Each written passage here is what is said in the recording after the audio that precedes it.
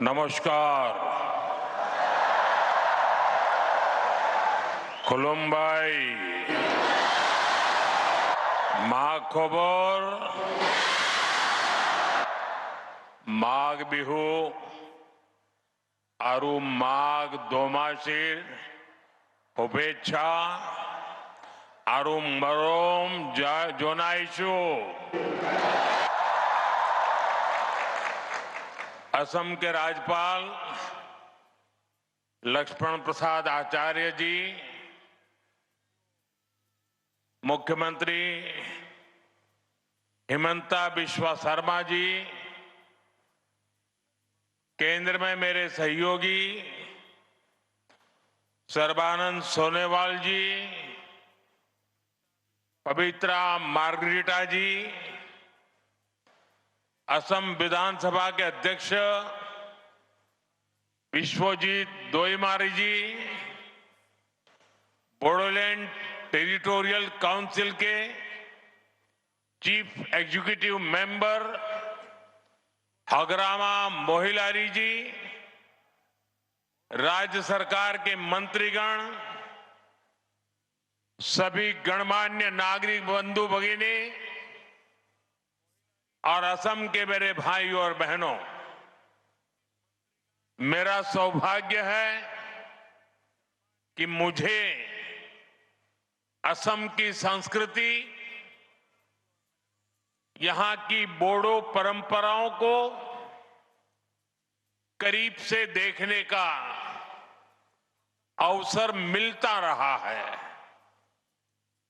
प्रधानमंत्री के तौर पर जितना मैं असम आया हूं, पहले कोई पीएम नहीं आया है। मेरी हमेशा इच्छा रहती है असम की कला और संस्कृति को बड़ा मंच मिले। भव्य आयोजनों के जरिए इसकी पहचान देश और दुनिया में बने, इसके लिए पहले भी लगातार प्रयास होते रहे हैं। बड़े स्तर पर बिहू से जुड़े आयोजन हो, झुमोर बिनोंदिनी की अभिव्यक्ति हो, दिल्ली में 1.25 साल पहले हुआ भव्य बोडोलैंड महोत्सव हो या दूसरे सांस्कृतिक कार्यक्रम हो, असम की कला संस्कृति में जो अद्भुत आनंद है, वो पाने का मैं कोई भी मौका नहीं छोड़ता हूं। आज एक बार फिर बागुरुम्बा का ये आयोजन होने जा रहा है। ये आयोजन बोडो पहचान का जीवंत उत्सव है। ये बोडो समाज का, असम की विरासत का सम्मान भी है।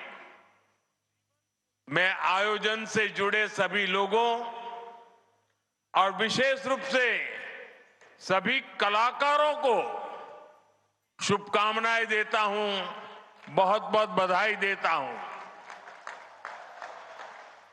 साथियों, बागुरुम्बा दहो ये केवल एक उत्सव नहीं है, एक माध्यम है हमारी महान बोडो परंपरा को सम्मान देने का।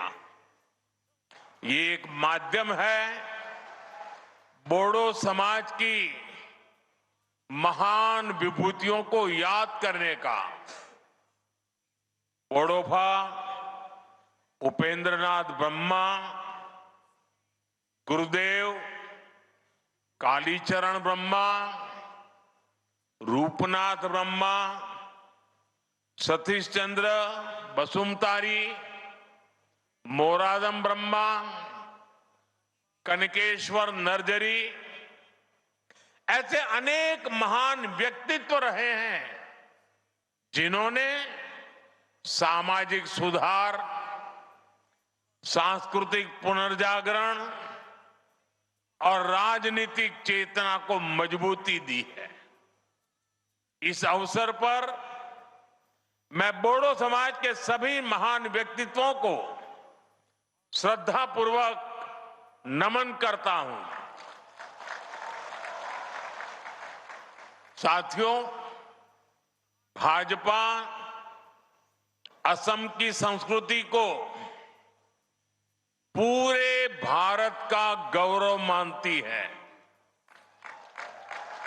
असम के अतीत, असम के इतिहास से ही भारत का इतिहास पूरा होता है और इसलिए भाजपा सरकार में बागुरुम्बा दहौ जैसे इतने बड़े भव्य उत्सव होते हैं। बिहू को राष्ट्रीय पहचान दी जाती है। हमारे प्रयासों से छोराई देऊ मोईदाम को यूनेस्को की विश्व धरोहर सूची में स्थान मिलता है। असमिया भाषा को क्लासिकल भाषा का दर्जा दिया जाता है। भाइयों बहनों, हमने बोडो भाषा को भी असम की एसोसिएट ऑफिशियल लैंग्वेज का दर्जा दिया है। बोडो भाषा में शिक्षा को मजबूत करने के लिए अलग निदेशालय की स्थापना भी की है। हमारे इसी कमिटमेंट के कारण बाथौ धर्मों को पूरे सम्मान के साथ मान्यता मिली है। बाथौ पूजा पर स्टेट हॉलिडे घोषित किया गया है। ये भाजपा ही है जिसकी सरकार में एक और महायोद्धा लसीत बोरफुकन की भव्य प्रतिमा स्थापित होती है तो साथ ही बोडोभा उपेंद्रनाथ ब्रह्मा की प्रतिमा का भी अनावरण होता है। इसी तरह श्रीमंत शंकर देव की भक्ति और सामाजिक समरसता की परंपरा, ज्योति प्रसाद अग्रवाला जी की कला और चेतना, भाजपा सरकार असम की हर विरासत, हर गौरव का सम्मान अपना सौभाग्य समझती है। संयोग से आज ज्योति प्रसाद अग्रवाला जी की पुण्यतिथि भी है। मैं उन्हें अपनी श्रद्धांजलि अर्पित करता हूं। साथियों, आज जब मैं यहां आया हूं तो मेरे मन में कितना कुछ चल रहा है। मैं ये सोचकर भावुक भी हो रहा हूं कि मेरा असम कितना आगे बढ़ रहा है। एक समय जहां आए दिन रक्तपात होता था, आज वहीं संस्कृति के अद्भुत रंग सज रहे हैं। एक समय जहां गोलियां की गूंज थी, आज वहां खाम और सिफुंग की मधुर ध्वनि है। पहले जहां कर्फ्यू का सन्नाटा होता था, आज वहां संगीत के सुर गूंज रहे हैं। पहले जहां अशांति और अस्थिरता थी, आज वहां बागुरुम्बा की ऐसी आकर्षक प्रस्तुतियां होने जा रही है। ऐसा भव्य आयोजन ये केवल असम की उपलब्धि नहीं है, ये उपलब्धि पूरे भारत की है। असम के इस बदलाव पर हर देशवासी को गर्व है। साथियों, मुझे संतोष है कि मेरे असमिया लोगों ने, मेरे बोडो भाई बहनों ने इसके लिए मुझ पर भरोसा जताया। आपने डबल इंजन सरकार को शांति और विकास की जो जिम्मेदारी दी, आपके आशीर्वाद से हमने उसे पूरा करके दिखाया। 2020 के बोडो शांति समझौते ने वर्षों से चले आ रहे संघर्ष पर विराम लगाया। इस समझौते के बाद भरोसा लौटा और हजारों युवाओं ने हिंसा का रास्ता छोड़कर मुख्य धारा को अपना लिया। समझौते के बाद बोडो क्षेत्र में शिक्षा और विकास के नए अवसर तैयार हुए।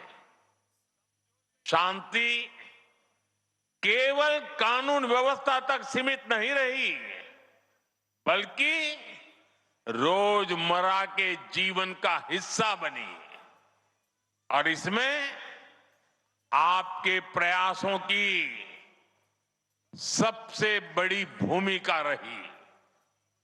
साथियों, असम की शांति, असम का विकास और असम का गौरव, इन सब के केंद्र में अगर कोई है तो वो असम का युवा है। असम के युवाओं ने शांति स्थापना के लिए जो राह चुनी है, उसे मैं और हमें सबने उज्जवल भविष्य तक लेकर जाना है। शांति समझौते के बाद से ही हमारी सरकार बोडोलैंड के विकास के लिए लगातार काम कर रही है। सरकार ने पुनर्वास की प्रक्रिया तेज गति से आगे बढ़ाई है। हजारों युवाओं को करोड़ों रुपए की आर्थिक सहायता दी गई ताकि वो एक नई शुरुआत कर सके। साथियों, भाजपा सरकार के प्रयासों का नतीजा आज हम सभी के सामने है। मेरे प्रतिभाशाली बोडो युवा आज असम के सांस्कृतिक दूत बन रहे हैं। खेल के क्षेत्र में भी बोडो समाज के बेटे बेटियां नाम रोशन कर रहे हैं। वो आज नए विश्वास के साथ खुलकर नए सपने देख रहे हैं, अपने सपनों को पूरा कर रहे हैं और असम के विकास को भी गति दे रहे हैं। साथियों, जब हम असम की कला, संस्कृति और पहचान का सम्मान करते हैं तो कुछ लोग ऐसे भी हैं जिन्हें तकलीफ हो जाती है। आप सब जानते हैं, असम का सम्मान किस पार्टी के लोगों को अच्छा नहीं लगता? जवाब एक ही है, कांग्रेस पार्टी। वो कौन सी पार्टी है जिसने भूपेन हजारिका जी को भारत रत्न देने का विरोध किया था? कांग्रेस पार्टी। असम में सेमी कंडक्टर यूनिट का विरोध किस पार्टी ने किया था?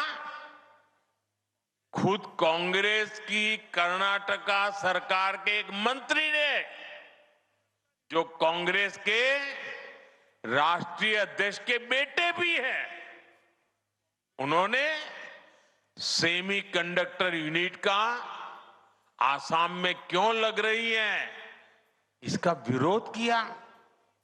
साथियों, आज भी मैं जब असम की संस्कृति से जुड़ी कोई चीज पहनता हूं, अगर गमोछा अगर मेरे साथ होता है, तो कौन सी पार्टी असम का मजाक उड़ाती है? कांग्रेस पार्टी। भाइयों बहनों, असम और बोडोलैंड क्षेत्र इतने दशकों तक मुख्य धारा से कटा रहा। इसकी जिम्मेदार केवल और केवल कांग्रेस ही है। कांग्रेस ने अपने सियासी फायदे के लिए असम में अस्थिरता पैदा की। कांग्रेस ने असम को हिंसा की आग में धकेला।